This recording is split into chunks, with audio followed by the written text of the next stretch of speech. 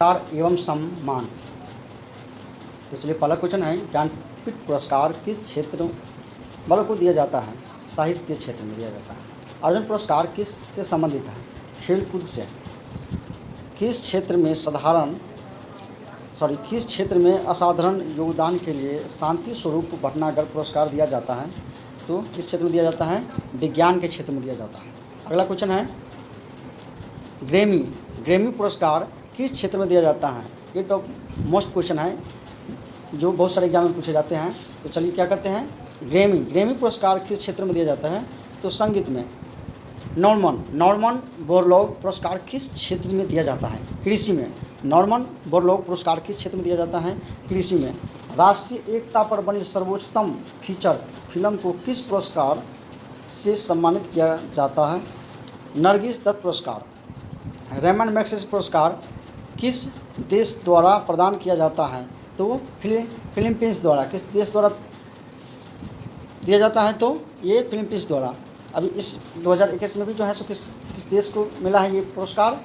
Raymond Magsaysay पुरस्कार किस देश को मिला है 2021 में? तो ये मिला है पाकिस्तान और बांग्लादेश।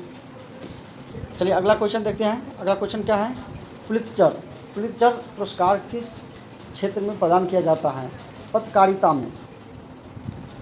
कलिंग पुरस्कार दिया जाता है विज्ञान को लोकप्रिय बनाने के लिए।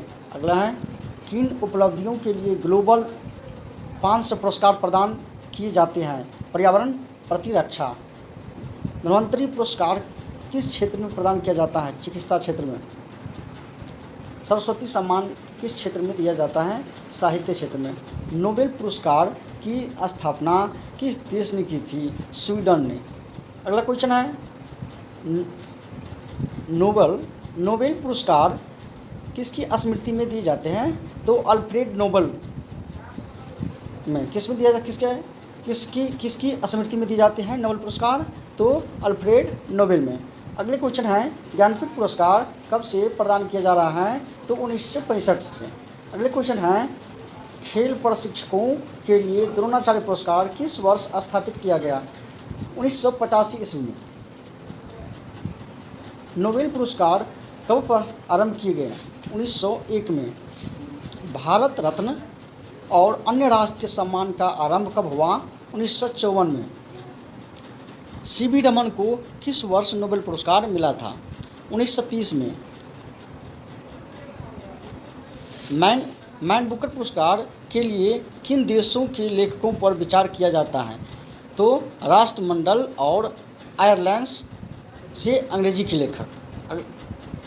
अगला क्वेश्चन है, नेत्र से संबंधित महत्वपूर्ण एवं उपयोगी प्रश्न उत्तर। तो चलिए स्टार्ट करते हैं। कैमरे में किस प्रकार का लेंस उपयोग में लाया जाता है? तो उत्तल लेंस। अगला है, मानव की आँख वस्तु का प्रतिबिंब किस भाग पर बनाती है? रेटिना पर। आँख के किस भाग द्वारा आँख में प्रवेश करने वाले प्रकाश की मात्रा नियंत्रित होती है? आइरिस से। किससे होती है नियंत्रित? आइरिस से। नेत्रदान में दाता की आँख के किस हिस्से को प्रतिरूपित किया जाता है? तो कॉर्निया को।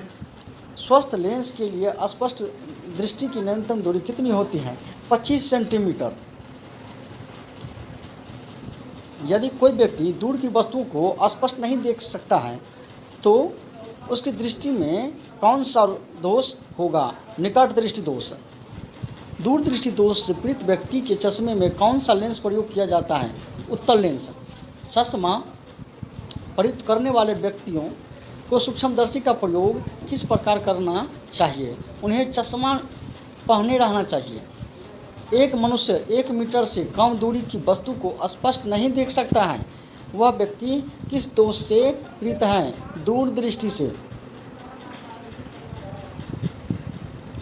नेक्स्ट है, घड़ी साज घड़ी के बारीकी पुर्जी को देखने के लिए किसका उपयोग करता है? आवर्धक लेंस को। किसका प्रयोग करता है? उपयोग करता है आवर्धक लेंस को। दूर की वस्तु को निरीक्षण के लिए किस प्रकाशिक यंत्र का उपयोग किया जाता है? दूरदर्शी को। किससे किया जाता है? दूरदर्शी से। शीतकाल में कपड़े हमें गर्म रखते हैं। ऐसा क्यों होता है?